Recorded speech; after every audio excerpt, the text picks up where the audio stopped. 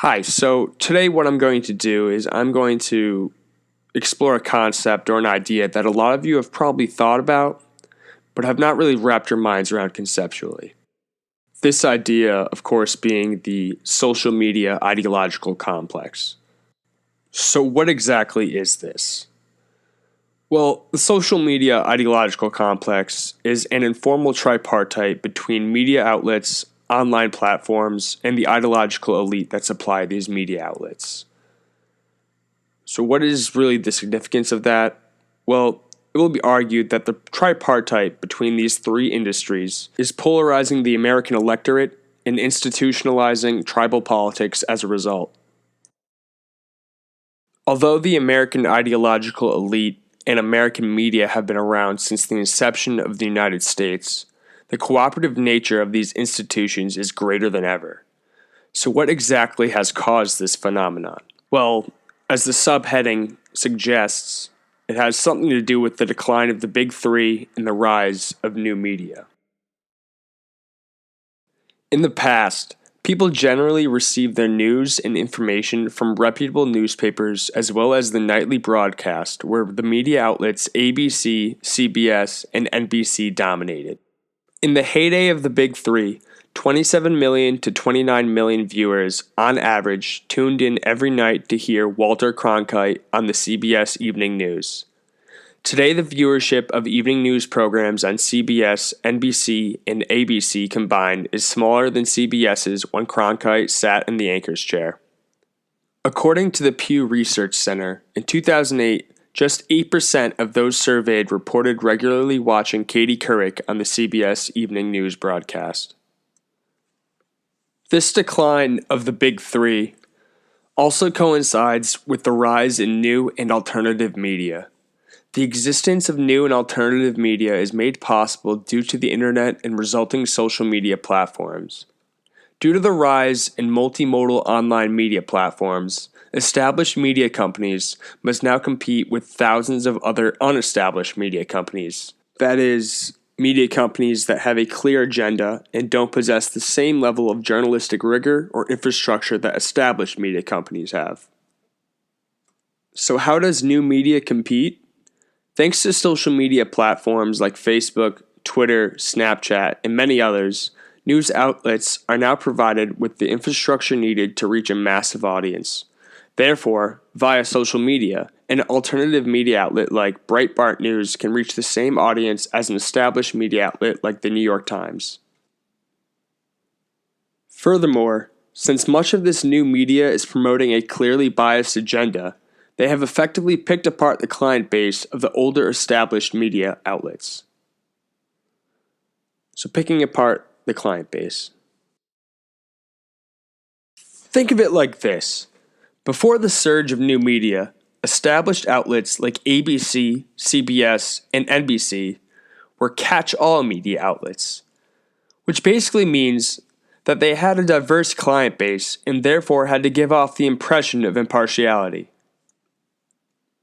However, let's see what happens when we inject new media into the marketplace. The introduction of new media. As you can see, the established media outlet has effectively been picked apart by the hyper-partisan new media. More so, the viewers that have left the established media company for the alternative have effectively ensured that they will only hear the opinion they want to hear. As you can see, the introduction of new media has contributed towards polarizing the client base, and thanks to social media, new media has been giving the critical infrastructure needed to reach a massive audience. However, how does new media achieve the same level of journalistic rigor achieved by so-called established media outlets? Well, they do and they don't, and that's a big part of the problem. The effect of think tanks.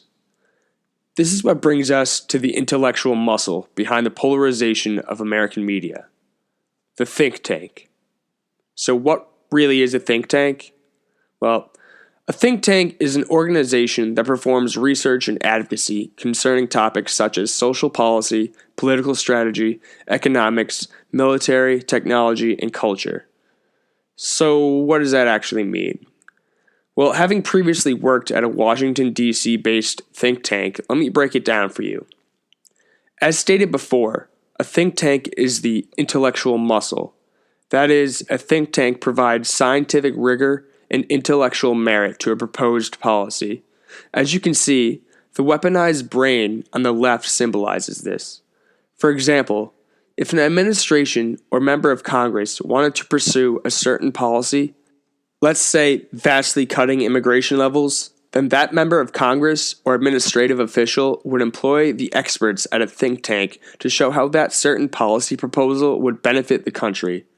Or, vice versa, a member of Congress or administrative official would employ the experts at a think tank to show how a certain policy proposal would hurt or hinder the country. It must be noted that the intellectuals who work at think tanks aren't peddling some sort of fake stories. In fact, the work being produced by think tanks is very honest and extremely reputable. However, it is framed within a certain ideological spectrum to fit a certain narrative. Furthermore, the work being done by think tanks isn't limited to Capitol Hill or the White House. The primary recipients of their work are, in fact, media outlets, and this is how new media is able to provide facts and rigor to their publications.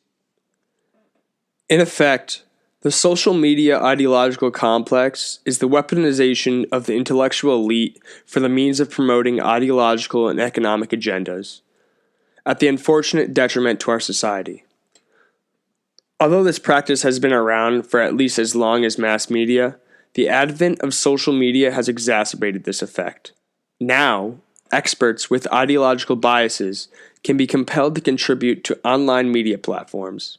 These media platforms then distribute this work online immediately via social media to the fingertips of millions around the world.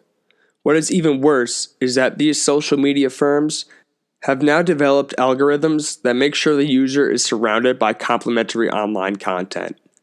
That is, content based on your previous searches, likes, and interests. So here we have just a few examples of how experts affiliated with think tanks have utilized alternate online media outlets in order to push their specific ideology. From this, you, the consumer of news, will end up seeing articles like these all over multiple online platforms like Facebook and Twitter.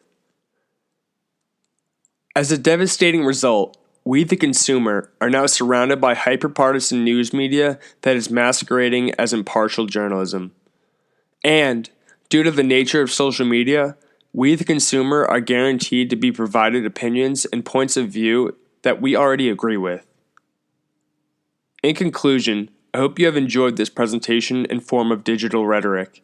As evident from the presentation, there is a clear informal tripartite between media outlets, online platforms, and the ideological elite that supply these media outlets. Furthermore, since social media is now targeting the individual, the information we read and see online will continue to feed into our personal biases and deepen the political divide. Thank you for listening and joining the conversation.